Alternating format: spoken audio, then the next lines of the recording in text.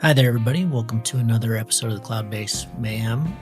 Got a bit of insurance stuff to go over before we get into this show with Eddie Colfox, one of the founding members of the Himalayan Sky Safaris and a guy I've spent quite a bit of time with, a good buddy of mine, and spent our first couple trips over in beer with those boys and did my first bivvy, of course, with John Sylvester. So we'll get to that. He's got a lot of thoughts on the carnage this year in beer and potentially doing rescues with a tandem, which I thought was pretty wild, but stick with it. He's got plenty of experience in that side of things. And anyway, we will get to this show here shortly with Eddie, but I wanted to go over some stuff with insurance, specifically global rescue. I alluded to this in one of the previous shows after a bunch of the carnage this year in beer, and I want to clarify some things. The best way to think about when an accident goes down is there's kind of three steps: find me, fix me, and get me home. People are using global rescue for the wrong end of that. They're trying to use it for find me. And that's probably because the title of it is global rescue, but it really should be thought of as global repatriation. And let me explain. So the find me part, that is SAR, that's search and rescue. And global rescue does not do any search and rescue. Neither does many companies don't do that. They're more about medical and more about getting you home. Search is really the only option we have there outside of our own community, is depending on what country you're in, something like 911 if you're in the States, but it's also hitting the SOS on your inReach. So if you've got the high risk benefit, that goes out to the IERCC and they will activate a search. But 99 times out of 100, a search is still going to be better with our own community, because we've got the resources and the tools and we understand the terrain and where we are. So if you've got a good group put together and you guys are well versed in rescue, then that's going to be by far the best first option. And second option is going to be, again, calling 911 or whatever you use in your home country.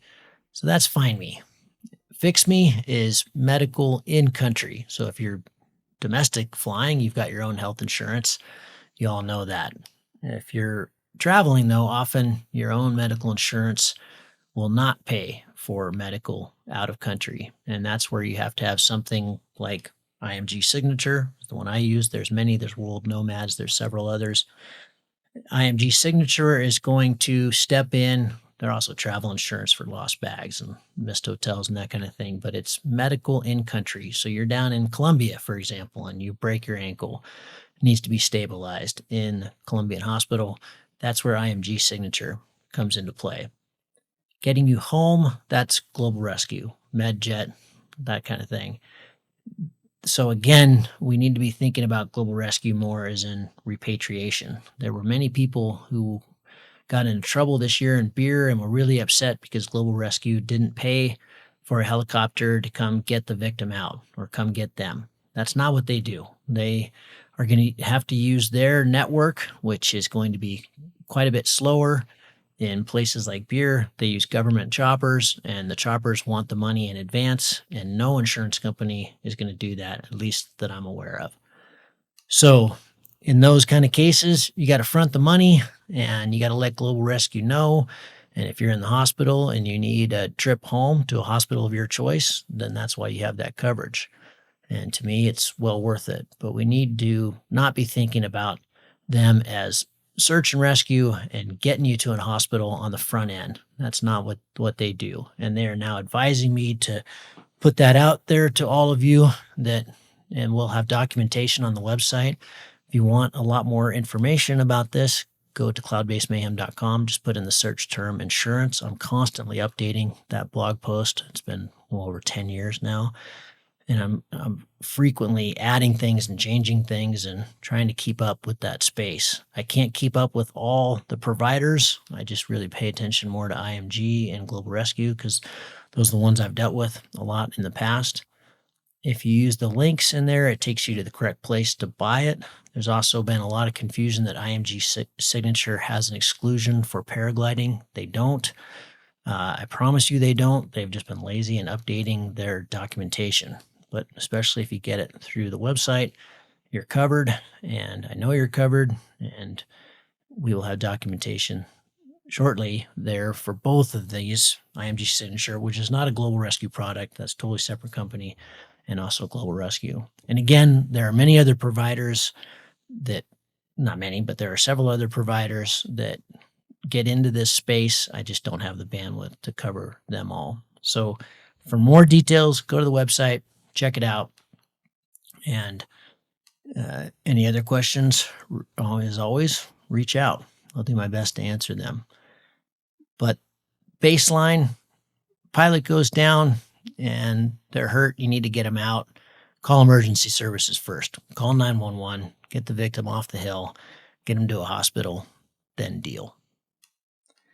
Eddie Colfox, my guest on this show, has been flying out in beer since the very beginning. Started flying in 1991, set up a little company with Jim Mallinson and John Sylvester, two huge legends in the sport, and started Himalayan Sky Safaris. And then as the years went by, brought on Mike Blub, who was out there when I was there in 2009 and 11, and Dave Lewis and Stefan Bernard and Debu Chaudhary, and I've had many of them on the show. Antoine Laurens, who's been on the show as well. So they're probably the most experienced guides ever in paragliding, for sure. And for sure, the most experienced guides in that part of the world, in the part of the Himalayas.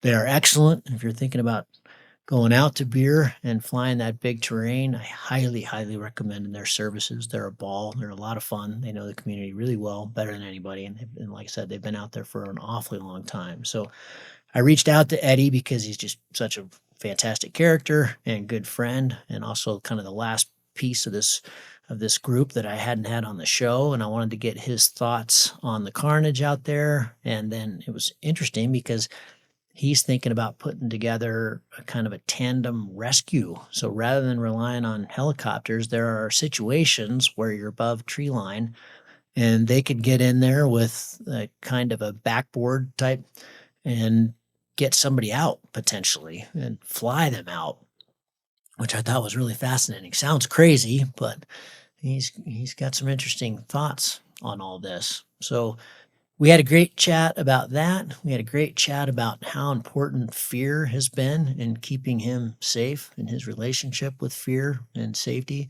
and security and guiding.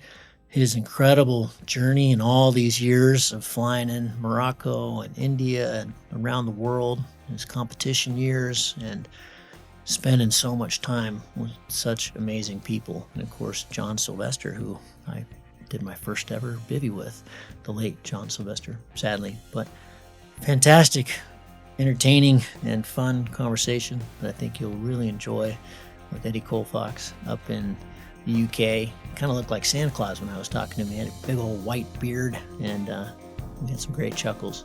Please enjoy. Cheers.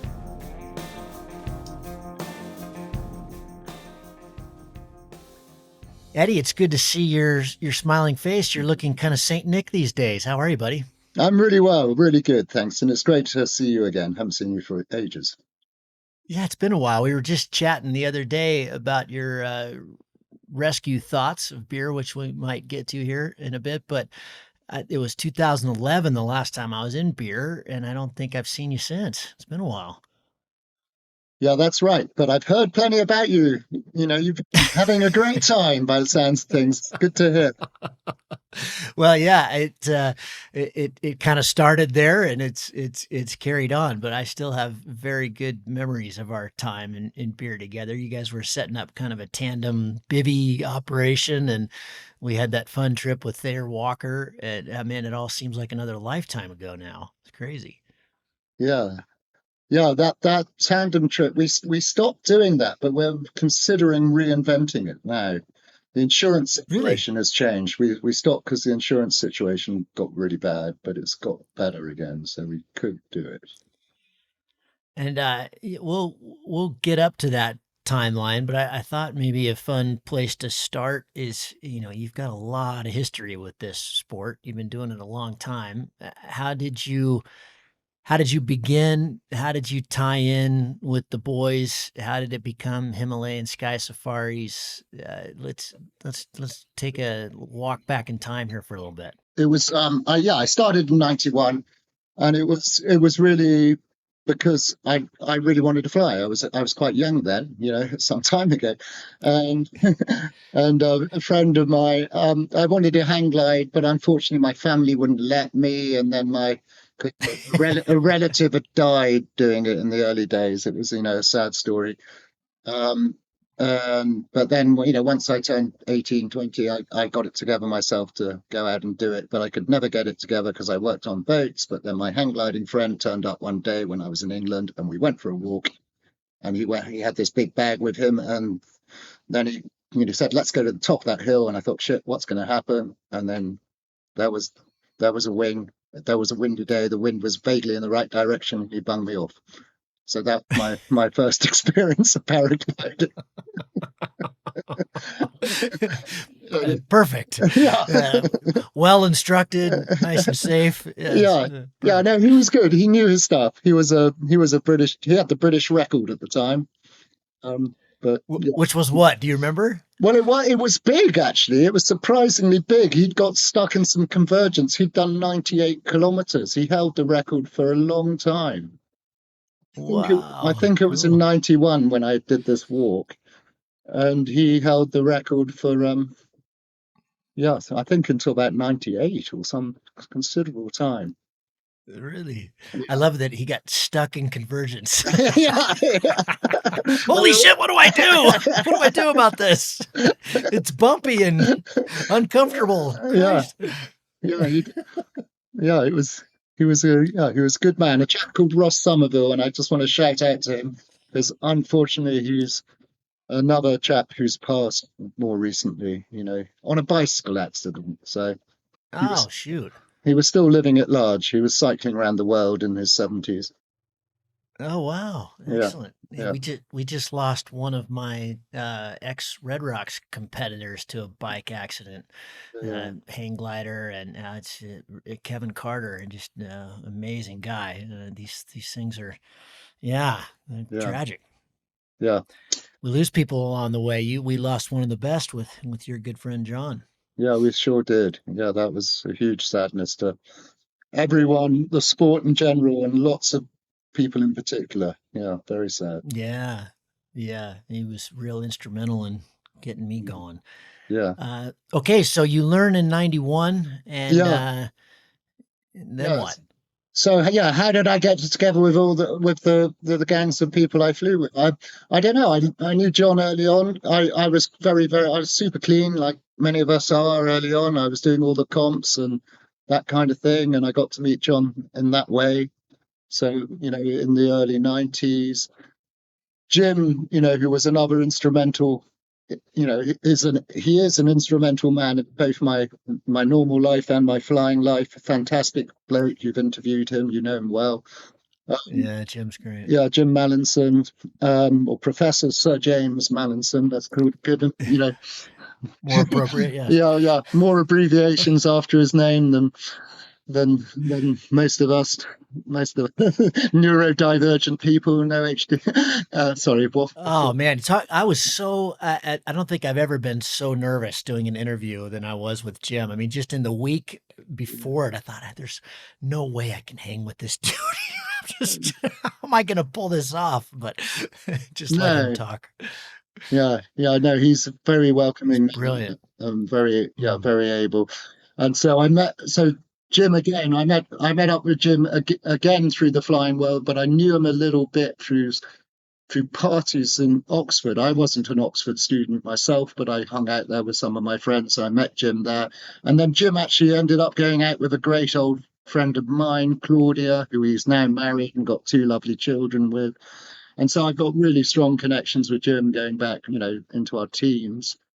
Oh, Um, wow. yeah, and I had, yeah, they said it's a nice story. It's sort of tinged with a bit of misery because I was getting divorced. Jim said, "Come on, man, let's go and do something fun. Why don't we do this?" And so we started up Himalayan sky safaris. I said to John, "Come on, we got to, how about it?" I knew John well, and I managed to I managed to, joy him up a bit about the idea of guiding again. He was a bit reluctant initially, but he enjoyed it. And so that's how the three of us got together. And then, of course, in beer, I met some fantastic people. Debu, I knew because I'd been working in Maharashtra in the mid 90s. I worked for a guy called Wrinkly Dick, Dick Jones, Richard Jones, and he was an old guy and he called himself Wrinkly Dick. We had Wrinkly Dick's Flying Circus in Goa, and Let's Get High on a Line. And we had a winch outfit at South Anjuna, and we did loads of tandems at South Anjuna and Arambul, and we were teaching paragliding to the Rajneeshis, the Looney Maroonies, however you want to call them. So the Osho people in Pune in Maharashtra. So this was back in 95 and 96. I did two winter seasons out there. And I met Or, Debu on the beach in Goa with Bruce ah, Mills, who was like the sort of the grandfather of paragliding and beer. And and he and Bruce just turned up to talk. I think for various reasons, but part of it was to talk to me because flying was still in its infancy everywhere, particularly in India. And so they came to check me out because I was a BHPA, British Hang Gliding Paragliding instructor, working in Goa at the time. Yeah, not under the auspices of the BHPA at that time because at that time they couldn't do it abroad. But I was a paragliding bum in his 20s, having a great time teaching paragliding in Goa and Maharashtra. okay, orient me geographically here because I've spent quite a bit of time in that part of the world, but I'm not familiar with that area. Okay, so Goa's on the west coast, more or less halfway up India. It's a Okay. Portuguese colony, and it's beautiful beaches. It was renowned throughout the 70s, 80s, and 90s for its party scene, Yeah. and sort of hippie lifestyle, wonderful food, and yeah, it was a great place to hang out. Um, uh, And this, what kind of flying is this? Is this oh, more kind of ridge soaring and yeah, it's terrible flying really on the scale of things, oh, but yeah, it's just very low cliffs and tiny. oh, okay. It's just good fun, but we had a winch there as well, and it was just to introduce people to the sport. And then inland there are one or two good sites, but lots and lots of trees, so it was always a bit alarming, where you landed. Um, but there was a place called Amberley that we used to go to a lot. But around Maharashtra, particularly around a town called, well, its old name was Pune, and now it's called Pune. So Pune is how it looks on the map, and and that's about 3 or 4 hours inland from Mumbai. So Okay. up on the Western Ghats, and Panchgani is a famous area, a famous place now where they do pre-PWCs occasionally, and Okay. I've seen uh, that recently. yeah, Panchgani. Yeah, they got one in February, I think there. Um, and we used to fly there. So it was great. It was quite a big elevation. I was doing 50-kilometer triangles back in the day there. Um, And what was the catalyst to go out there to begin with? What was the first trip? well, the first trip, the reason why I ended up in India to go flying, because I'd come from the sailing world and I'd done lots of traveling in South America on boats and things. And I but I then, I just got hooked on paragliding and ended up, losing that life in a similar way, I think, to you. But Yeah, of I course. was younger and more flexible at the time. And, I was only in my 20s really when I stopped doing the sailing. And, Okay. There the well, first it was time. Wrinkly Dick. Wrinkly Dick got me Wrinkly into Dick. it. Yeah, yeah. Okay. I was working in a British paragliding school called Paramania, and it was the end of season, and it was like, sort of sometime in September or even early October. I can't quite remember. And it's like, and they didn't have many winter bookings, and I was only a junior instructor. I missed the ticket to go out and to where did they used to go? They used to go to Denales in southern Spain, and I missed the job to go and help them. And I Okay. was like, I was a bit sort of, oh, what should we do? Um, and then this tall, sort of charming guy he was in his 50s then. He was my kind of age, Nat. Yeah. And he turned up, looking very old, introduced himself as Wrinkly Dick, bought three tandems off me, three full sets of tandem gear, and offered me a job in Puna working for him. So I thought, what the hell? Let's go. I had enough Oh money wow. from to get myself out there, and he promised me a job. And Ah. he was good to his word, and I had a fantastic time.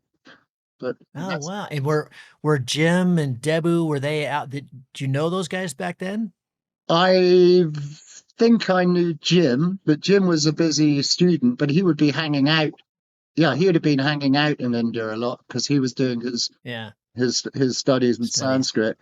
Um, Jim, John, when did John do his big thing? Nowhere to the middle of nowhere. I think Yeah. it was around this same time. I think it was the Yeah. year after, but I'm not. I think I went out in '94, and I'll have to check that timeline. And I'm sorry, but I think that might have been '95. He did that. Hmm. Um, and so yeah, and people like Antoine and stuff. God, I 30 don't years know ago what they almost. were doing. Debbie, as I say, Debbie turned up on the beach. So Yeah. Debbie was just starting out. Debbie, when he turned up, he was like 15, I think. I was gonna say he would have been too. Yeah, he would have been really young. He was super young. He turned up in tow with Bruce, and yeah, he was definitely a youngster. He still does have quite a, compared to gnarly old V, he's got a baby face. But back then Yeah. it was genuine. Um, and yeah, yeah, so that's what they were doing. I don't know about all the other Puna people. One of the guys who I meet in Birstall is still he's Gilles Monnier. He was on the scene in both Maharashtra and Bir at that time, and he still Huh. is. He's an interesting bloke. He runs a school in Switzerland. Fantastic guy. He's been on this. Yeah, he was a regular beer man at the time. Huh. Yeah. So you're spending. So you start spending the winters in Maharashtra and Goa, and then the spring and fall up in Beer. Is that what you're doing? And then summer back home. No, I after '96, I've been all over the place. I started doing quite a lot in Morocco. I did bits in Mexico and Spain and just all over the place. I've always sort of managed to keep, I've never managed to be a full-time paragliding pilot. I've never managed to get that, I've never managed to survive that way. And also I've got too many interests as well. Can't, I can't just fly, unfortunately. It'd be nice, but I just get distracted and end up doing other things as well. Um, but yeah, so what did I continue to do after that? I don't. I went to Pakistan in 2000 with John Sylvester. We did great things out there. We did. Um, yeah, 2002. That was when I did that first time, and again in 26, and I think again in 28. That And was that um, when Brad Sander was? Were you guys doing stuff with him as well at that Brad in that Sander period? was out there the second time I was out there. That was when he did his Okay. massive flight. He did he flew from Buni to Hunza, which I think was about 250K more or less.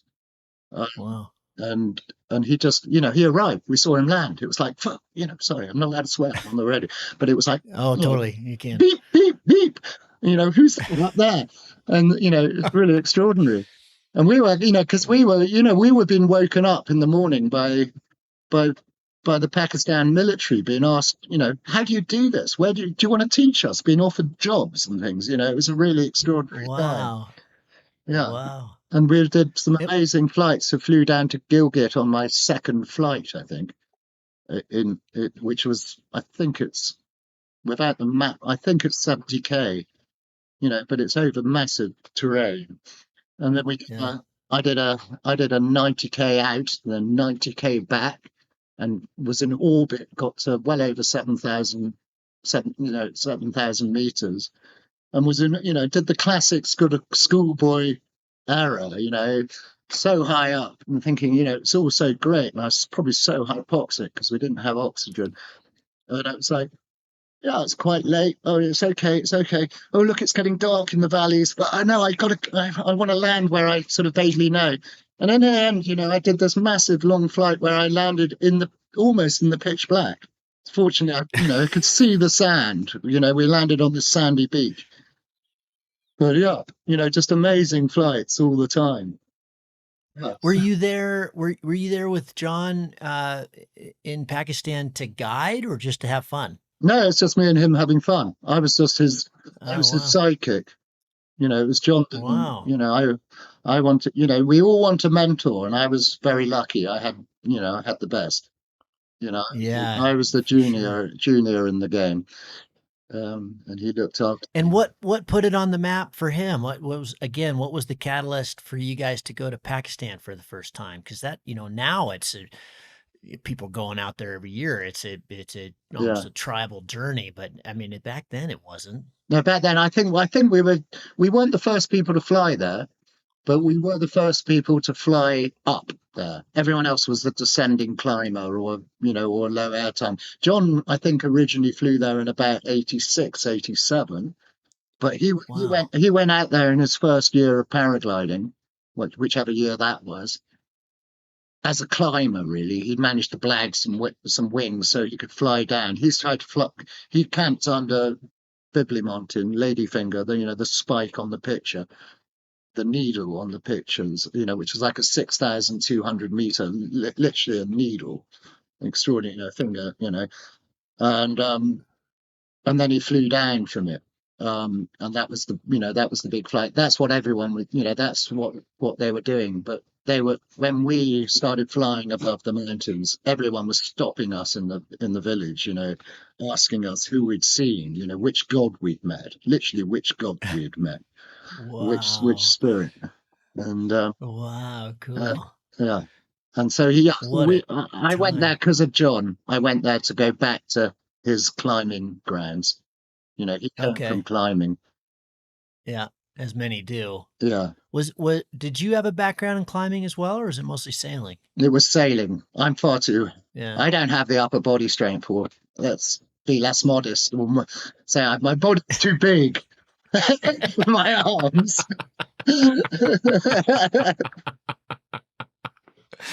Bit of a Tyrannosaurus Rex moment, Good for pulling on ropes. Yeah, good for pulling on weights. If I can put my weight into it. No, I'm okay. I'm in fairly good shape, but I don't have the shape that climbers have. I'm not lean. I was a rugby player at school. Yeah, and John Yeah, was very, yeah, very tall and lanky. He had the yeah, perfect climbing yeah, body. Yeah. yeah. I'm 100 kg and 1 meter 87, I think, and John was 1 meter 93 or something like that, and they're only about 75 kg. So. Yeah, Um, I remember him walking the line at the colonel's place. You guys had that yeah, slack line all set yeah. up, but he was pretty nifty on that thing. Yeah. He was a professional. I'm just a dumb wombat. I wasn't very good at No, no, that. no, nor me, nor me. We're built differently. Yeah, Yeah. yeah, Cool. So those must have been really quite. They must have shaped your attitude about the world in a big way. Just flying in Pakistan, it's big terrain, big place. yeah. It was just extraordinary. Yeah, I've got a track log of it, and where I went to 7,640 meters, something, having taken off from Good two Lord. two. It was. It was a sort of world record, but it was unofficial. It was very complicated to do official records back then. You had to have sealed equipment, and the sealed equipment was anyway. You didn't have IGC files and all the rest of it Yeah, in of there. course. It Yeah, of wasn't course. digital, and but yeah, just extraordinary heights. So yeah, you couldn't thermal in the thermals because you couldn't core the thermals because your head just exploded with with the pressure, and I've got a video of me and my voice is like super squeaky, I sound like John actually, Yeah, right. and Which is indecipherable. yeah, You but know, it's I because remember of the lack flying. of oxygen. Yeah, Right. yeah, You just become Mickey Mouse yeah, that's in the right. air. Yeah, So you took off at 2,000 something meters and you went over 7,400. I mean, that's extraordinary. Over I went over 5,000 meters of 76, I think. ascent. Yeah. And Oh my I think it God. was 5,550 something. If I dig out the Oh, actual, that's yeah, mind boggling. yeah. Yeah, that's a lot Without of a no gain. QNIMs were involved in the making of this video. It was pure thermal.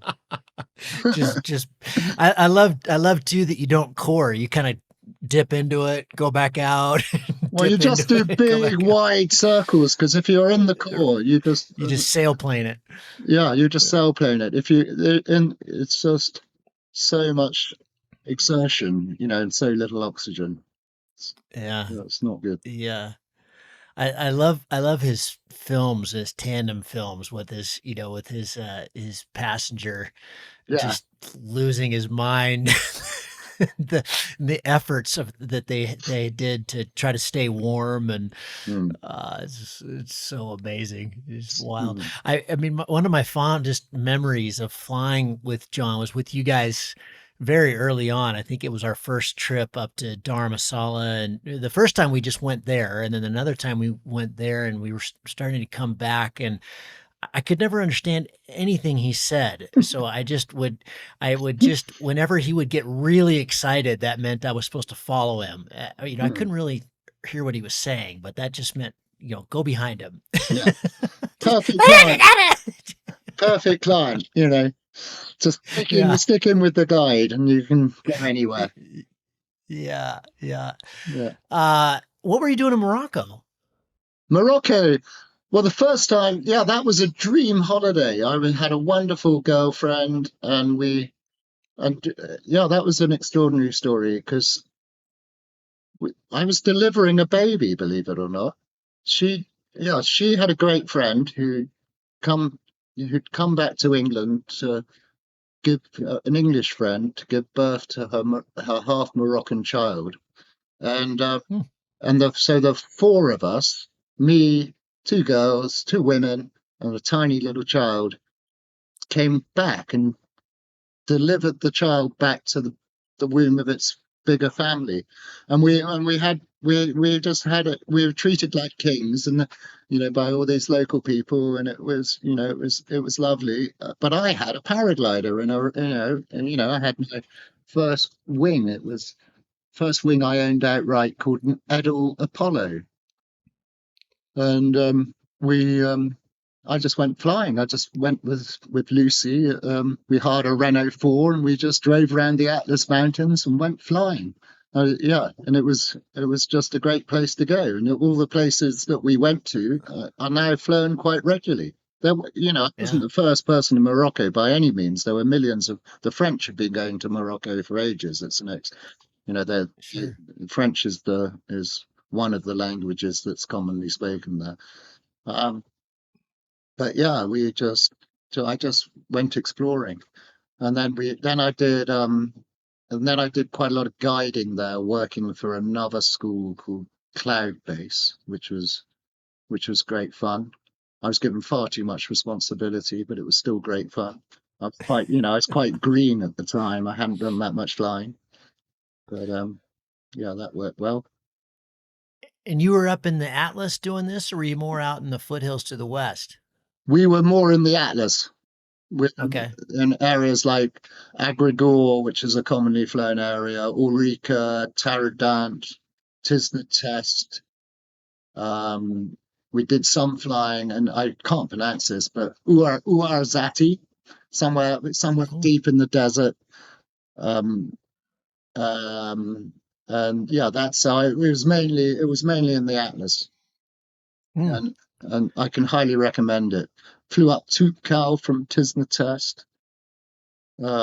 Did a long flight from a place called Aurica, but I was too scared to go over the back, so I just pushed forward in a cloud streak and made it. I think I made it sort of 30 or 40k into wind. I don't have a track log from that because that was before I owned a You had all Porsche. that stuff. Yeah, Still taking pictures back then of the waypoints. yeah, no, well, I wasn't even doing that. I was just hanging on for dear No, of life. course.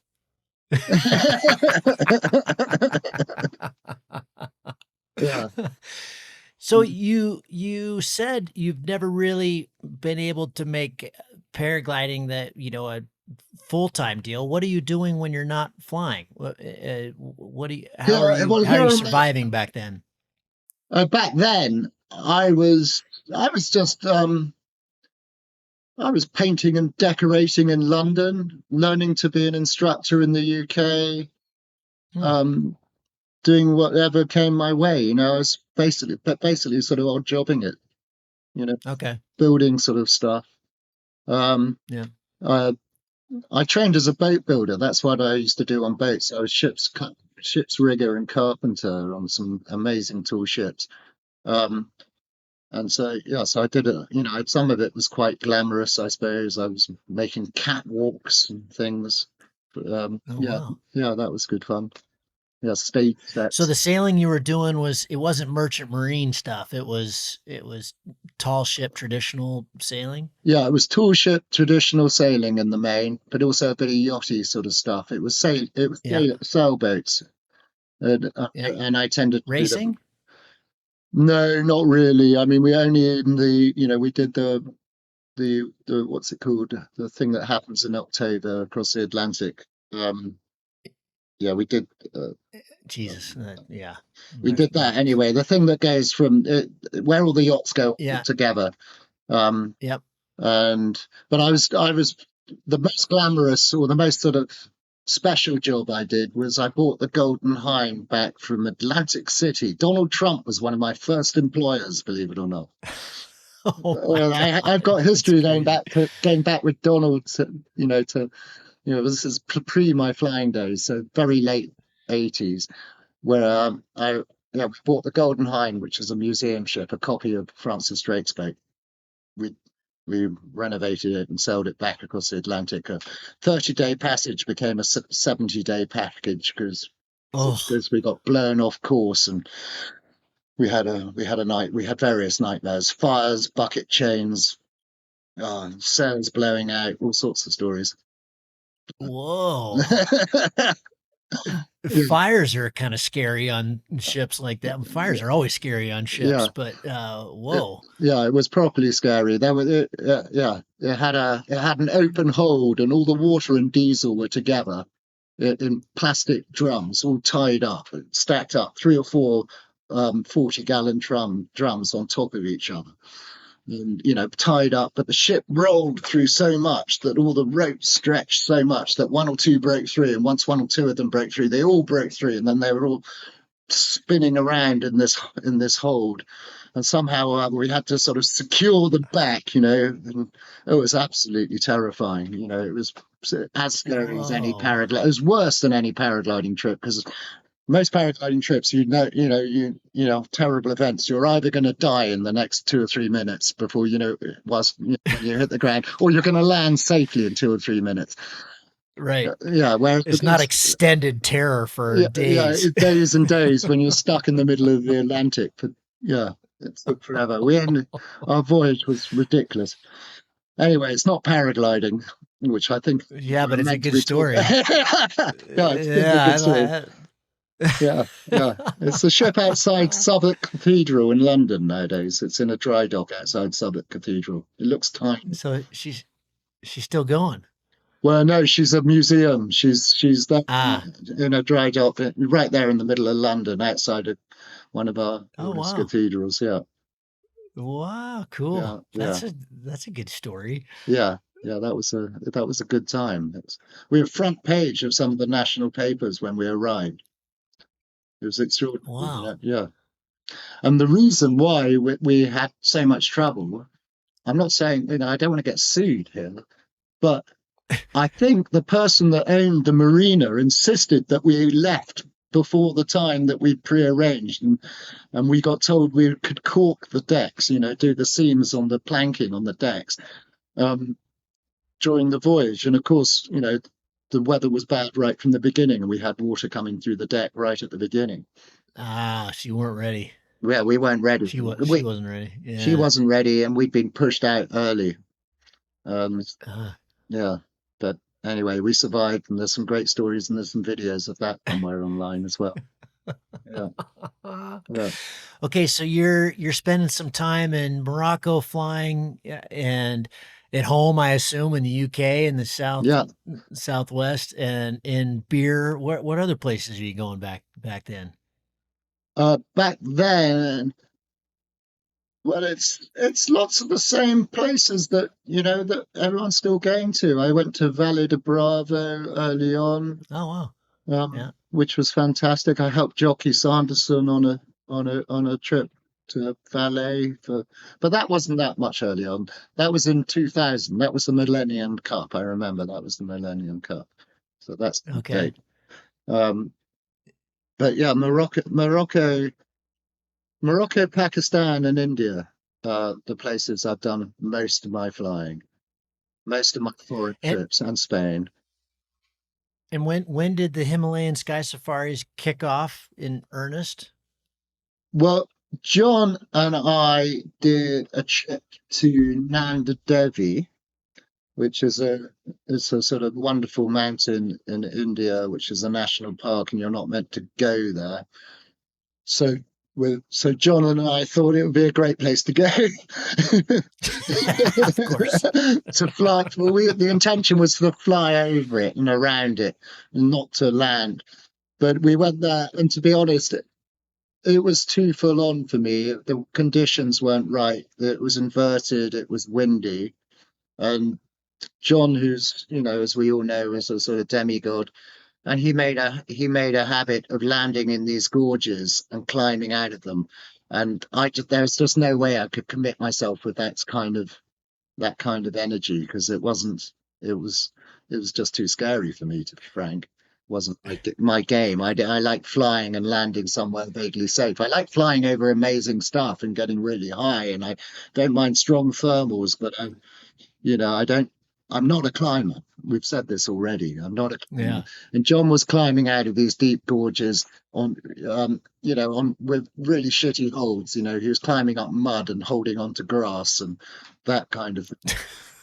You know, and so I just thought, hang on, you know, we had lots of discussions, and I just eventually said, John, you know, I'm probably going to hold you back if I hang around here. I'm certainly not. This is certainly not what I'm going to do. I'd spoken to Jim in the meanwhile, and Jim was saying, oh, it's lovely over here in Beer. You know, it's only an 8 hour bus ride or 12 hour bus ride or whatever it was.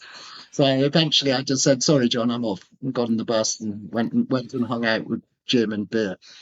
And so that's how beer started for me. And I've just got a date on this. Sorry, this was 2004. It's just remembered because the next year was 2005, which I think was the first PwC they held in beer. So I've only Ah, actually right. been going regularly to beer since 2005.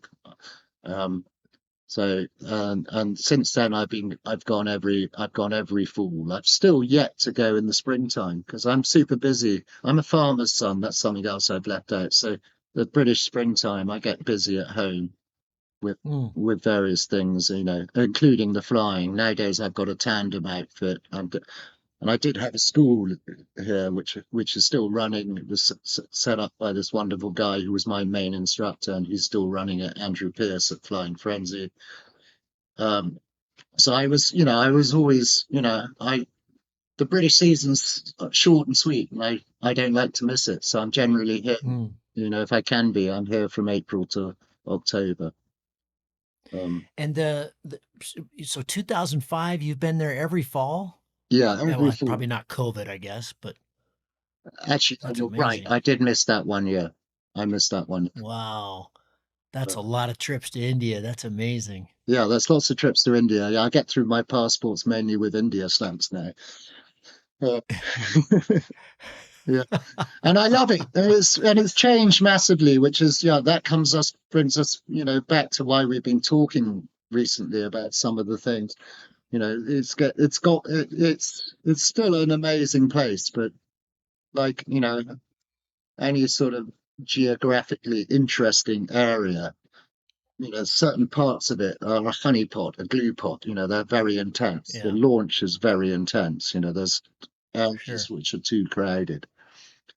Um, and But it's still a fantastic place to go. It's still a launch pad into one of the best flying areas I've ever been to. You've probably been to more places than me. Do you agree? Is Beer one of the Oh, it's extraordinary. Yeah, yeah.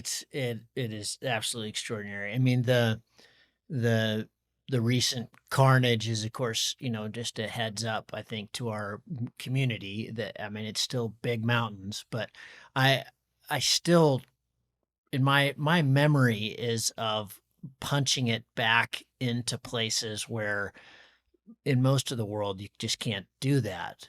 It's remarkable where you can put a glider in those mountains. I'm just not used to flying like that in the Alps or here at home in the Rockies or really anywhere that I've ever been. You just don't go. I mean, following you guys early on there into these, you know, really, we're going there. Yeah. It was just, and everything is so, in a sense, sensible.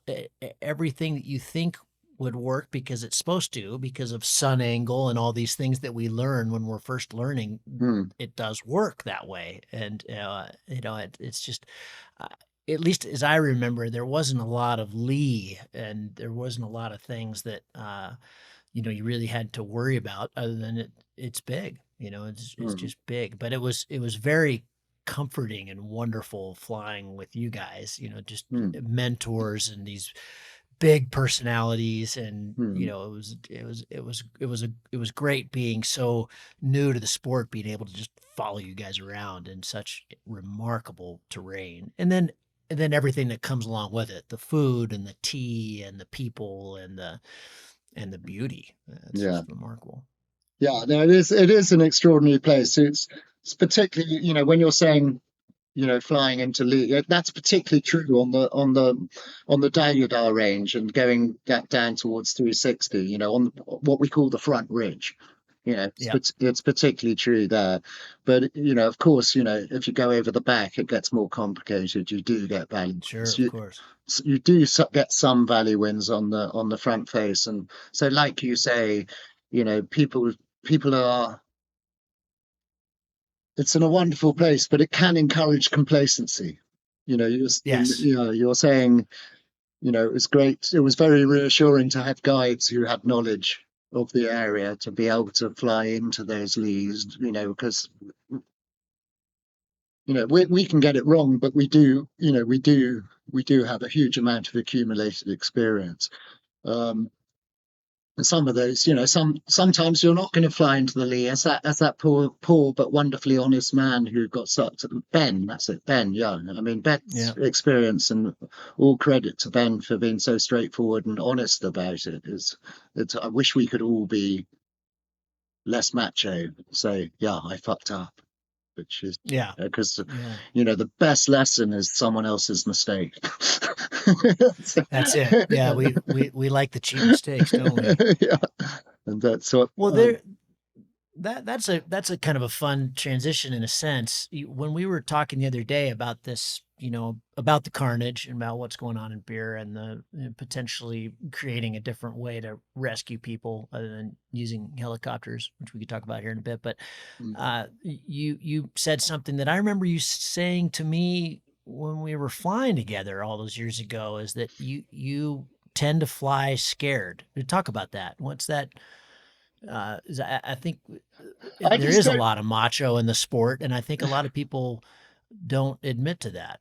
Yeah, I mean it's interesting because I haven't yet read Kinger's. Kinger's piece in Cross Country, and she says fear isn't your friend. Or oh, I haven't yet read the whole piece. I need to read it, but obviously Yeah. people feel differently about this. I just feel that I don't think, I think complacency is a danger. That's what I really think. Yeah. You want to remember it's not so much fear as your friend, because it can definitely hold you back, but you don't want to forget it. You want to nurture your inner chicken, is a phrase I Yeah. sometimes use, because he or she may tell, is telling you stuff. You accumulate experience. Sometimes you can't figure out exactly what's going wrong or what is wrong about the day, but it's worth listening to it. And anyway, if it's totally illogical and irrational, depending on how bad it is, maybe just forget it. But it's that we're in the sport. Most of us, the vast majority are in the sport for fun.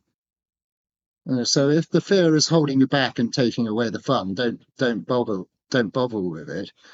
But if the if the fear is telling you of a danger, it's worth listening to it. It's worth because there is always another day, and it can all change very, very fast. You don't need a big accident to completely ruin more than your day, your life, the life of your friends and family, the people who will miss you or have to look after you if you're, if something worse almost than death happens. I don't really know. It's slightly nervous about talking about this too much publicly because it's an individual thing.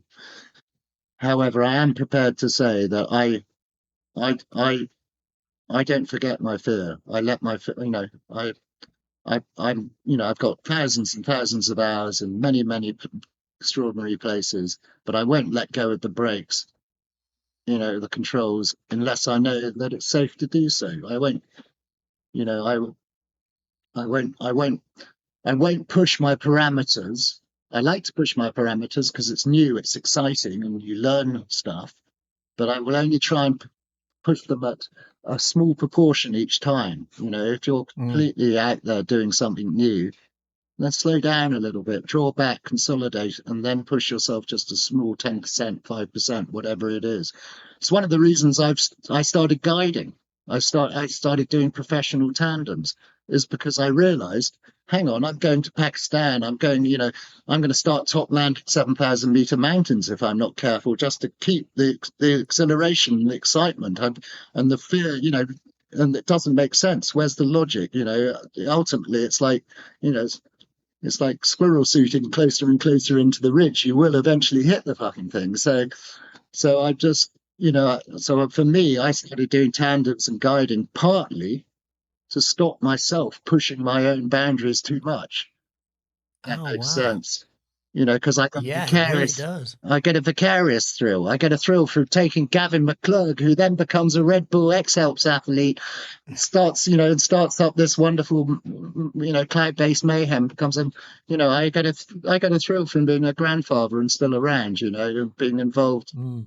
I don't want to die young. I've got 5 children. I've got a life to lead. I've got stuff going on.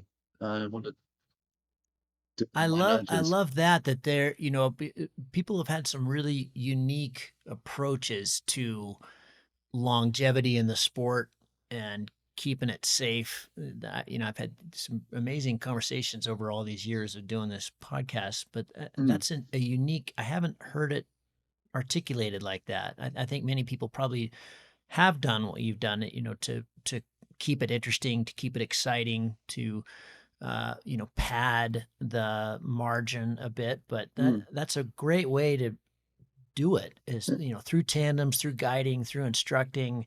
It keeps you from squirrel suiting right on the deck. Yeah, that's right. That's right. It's a Yeah. vicarious thrill. I joke. I say I'm a parasite. When I launch with every tandem, it's the first flight for someone, or most of them, it's the first flight for someone. And you remember the first flight where your feet left the ground?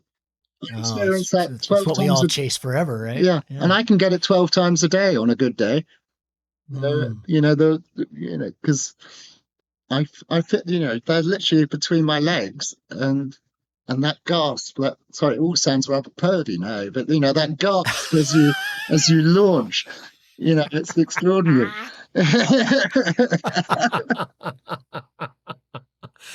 That's really interesting. I've always had this real reticence to get into tandems because it's the cliches. You don't want to make your passion your job.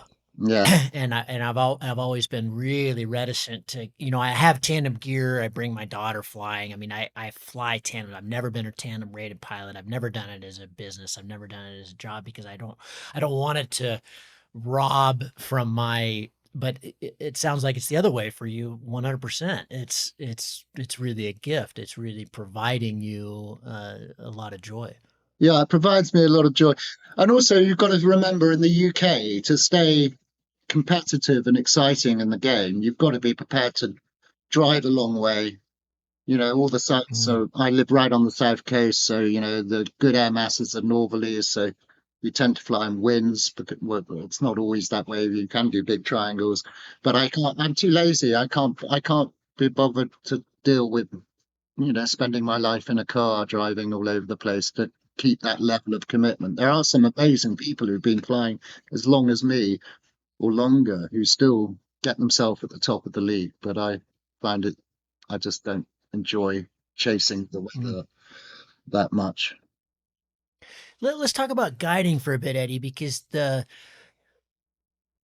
taking people up and down that range in beer, obviously there's just huge amount of I wouldn't say liability, but like flying somebody tandem, you're kind of you've got them in your hands. You've got there's a lot of responsibility there, and it is big terrain. I mean, even on the really good days, I would imagine there's some. I've never done any guiding, but I've been thinking about it quite a bit lately because I'd love to take people to the Alps and share with them some of the experiences that I've gained in Yeah, the X Alps. You just get to remarkable places in that race yeah. at remarkable times of the day, and Mm. I'd love to share some of that. But what you've done in a long time, what is it?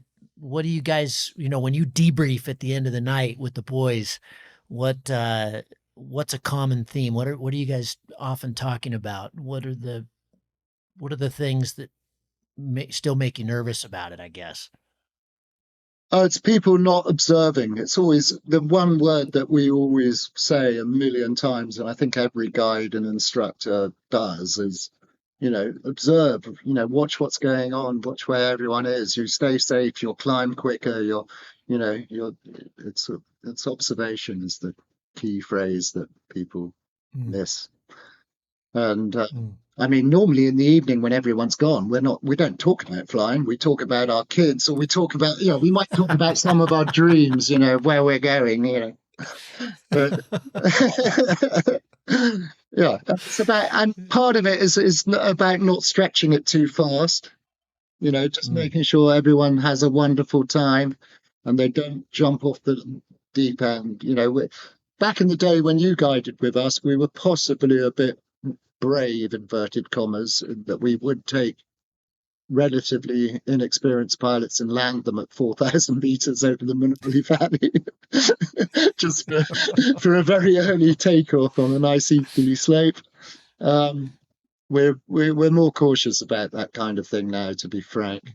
Uh, mm, yeah, the sort of stuff we talk about at the end of the day is how to push everyone's experience and knowledge gently, you know, so they can firmly retain the knowledge without pushing pushing them over the edge, really, and without putting anyone in too much danger. But we mm, make it also very clear at the beginning that we are only guides. There's a big difference between it being a guide and an instructor. mm. It's always the choice of the pilot if they want to follow us. We, Yeah, right. yeah, Yeah, it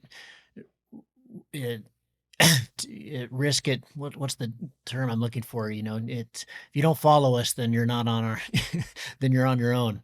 yeah, that's yeah. Well, Well, no, we spend that's not true in our case because we spend a lot of time looking for everyone and making sure that they're with us. But they learn a lot more if they can stick with us. Right. Yeah. Yeah, I mean, what I mean is, hey, we're a guide. Follow us. yeah, Stay with us. yeah. don't, Learn don't from us. don't go thinking on your own. Yeah, Right. yeah. Take advantage of us. Yeah. The Sure. guys I tend to work with have all got 8,000 hours plus. So Yeah. take Incredibly advantage of all. experienced.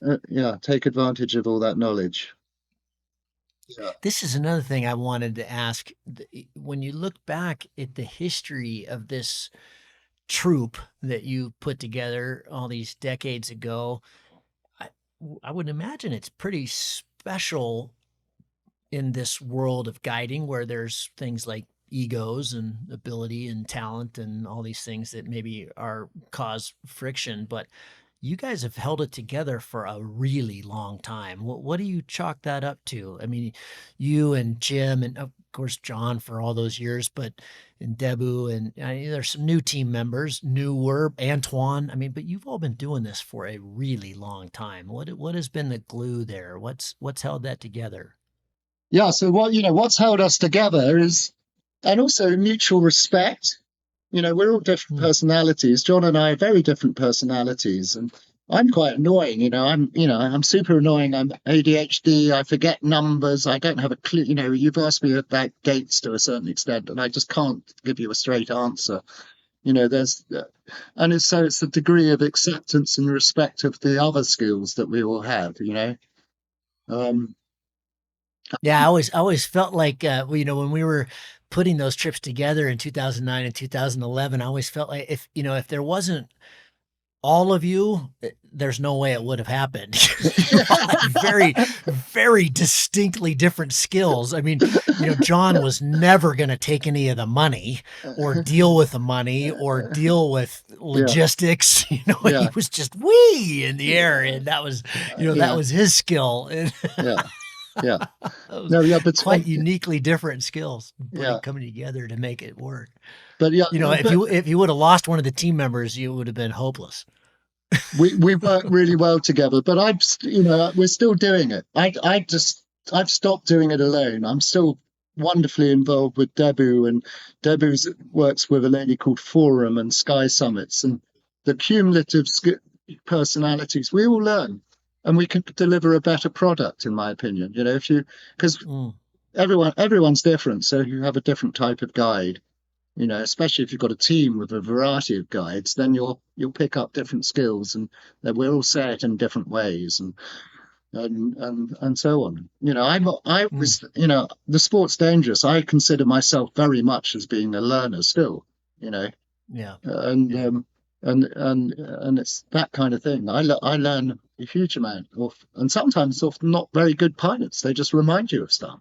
They remind you of stuff, or Yeah. they word it differently. We're not very experienced pilots. I think just having respect for everyone who flies is sometimes some of the words they say you can ignore it too, but it's Mm. worth hearing.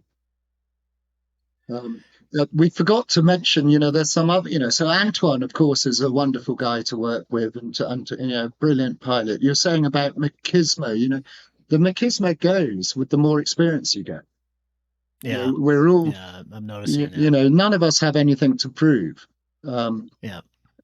and, uh, and that's a great thing because it makes the world much safer and people more peaceful as well. If you're not trying to prove anything, we're still trying to enjoy stuff, do new shit, new things. I'm not being Yeah. saying, but I don't feel I've got anything to prove. I'm happy in my own skin in the flying world for sure, Mm. and I'm very Mm. happy to be associated with so many wonderful people. And the person I wanted to mention who's I feel has been slightly left out here is Mike. Can you remember Mike? Very Yeah. good, very good. He is very, very Ah, good, Mike. that's right.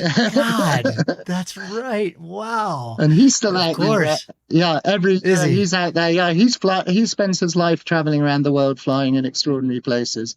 You'll run into Mike a lot in Guatemala and Interlaken and in Beer, but and other places too. I'm not entirely sure where his itinerary takes him, but yeah, He's Free he's spirit. yeah, he's very much a free spirit, and he's a super Yeah. talented man. Yeah, of course. I forgot Yeah, all about Mike. yeah. Uh, okay, I'm going to put you on the spot, especially for someone who, you've said ADHD doesn't Oh have the God. memory, but the, the, do you have, I mean, this is digging into a lot of history here, but I'd love to hear, maybe a story about the craziest thing you ever saw in beer, and that could be one of the carnage stories or something just remarkable, something that happened that you still chat around at the sitting around the fire at night. Oh man, that's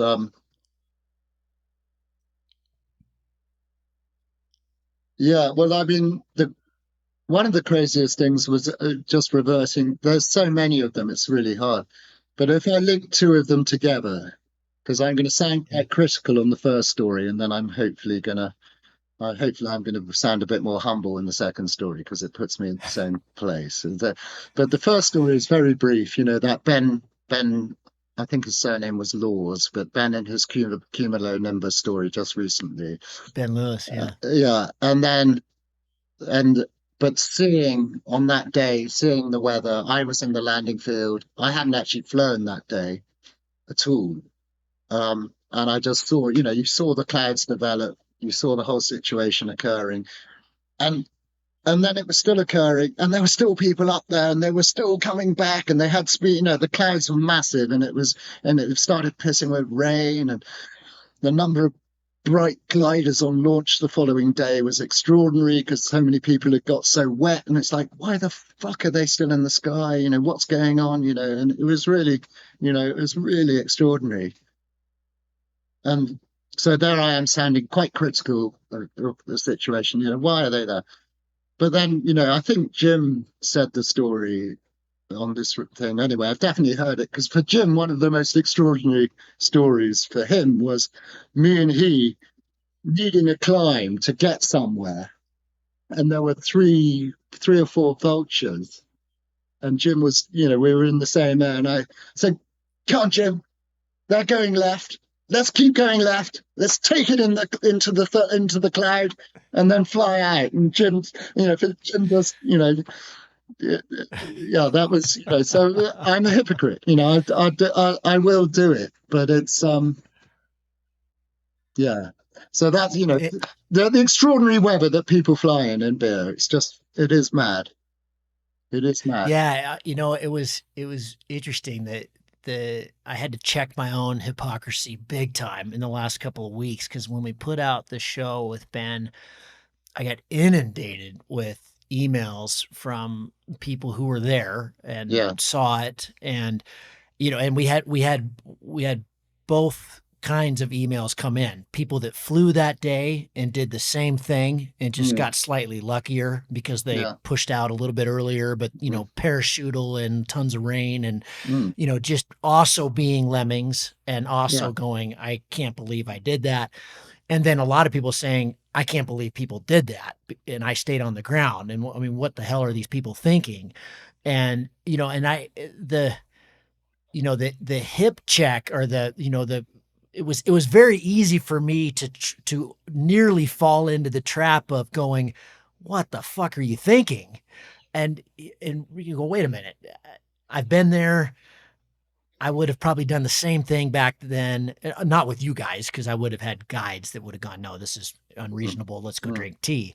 But, we've all been there and we've all gone through that period of, where there's more stoke than brains and you don't really yet know. And there really is a lot to peer pressure, even though there's probably nobody going, come on, let's go that day. But when there are people in the sky, there's that whole, well, God, am I being a wimp? I mean, those people are up there. It must be okay. And, when you don't have the experience yet and you don't have the miles and you haven't seen it and you haven't seen the crashes. I mean, back when I was there with you guys in 2009, 2011, I mean, there were some bad crashes that mm. happened in overdevelopment. Well, I mean, not with us, but, there were certainly a lot of people coming in under a lot of rain and you're going, wow, what are they doing? Anyway, my point is that, it's easy to be on the sidelines calling things out, but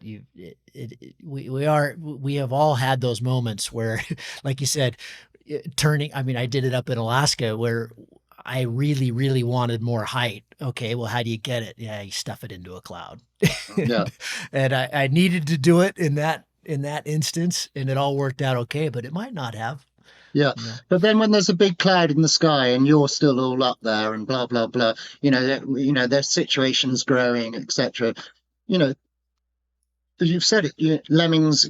People being like lemmings, following other people, and it reverts me back to nurture your inner chicken. You don't need to be a lemming. Yeah, You've got nothing to prove. It's not even a comp day, and if it was a comp day, they'd have canned it, and so on. yeah, It's like risk to reward. Well, how much risk is this? What am I going to get out of it? There's all sorts of things that alarm bells. So I get back, nurture the inner chicken, see if it makes sense. yeah. What sense is I there? what I, one of the recurring themes I got in the email was that, oh, I was trying to break my personal record that day. And there was a line, Chris Santa Croce, I did a show with him ages ago. And, one of his favorite sayings is there's always another day. Yeah, yeah, And there's always another better day. yeah, yeah, If we only flew the really good days, we're going to break huge personal records. You yeah, don't have to do it on those days. You don't have yeah, to do it yeah, on the marginal days. There's always going to be a better day. yeah, And I think that was what hit me the most, was that why would you try to do it on that day, when there's such obvious signs. And I think that was what Ben was so honest about, was yeah. that there was no reason for that. It was just No, there's no ridiculous. reason at all. Yeah, Yeah. yeah. There's always tomorrow, for sure. Yeah, there's always And if you're tomorrow. trying too hard, you're probably doing the wrong thing. Yeah. Yeah, Yeah. Yeah, right. yeah. Amen. Marriage guidance.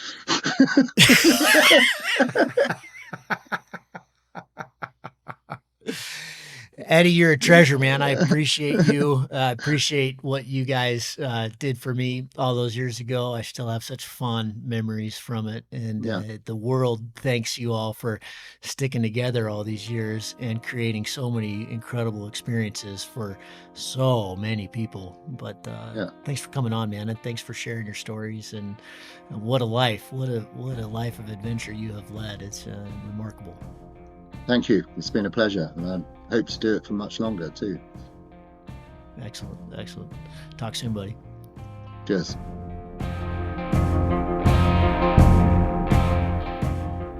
If you find the Cloud-Based Mayhem valuable, you can support it in a lot of different ways.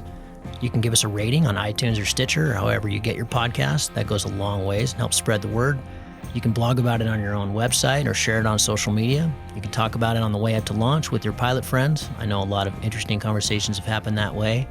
And of course, you can support us financially. This show does take a lot of time, a lot of editing, a lot of storage and music and all kinds of behind the scenes cost. So if you can support us financially, all we've ever asked for is $1 a show.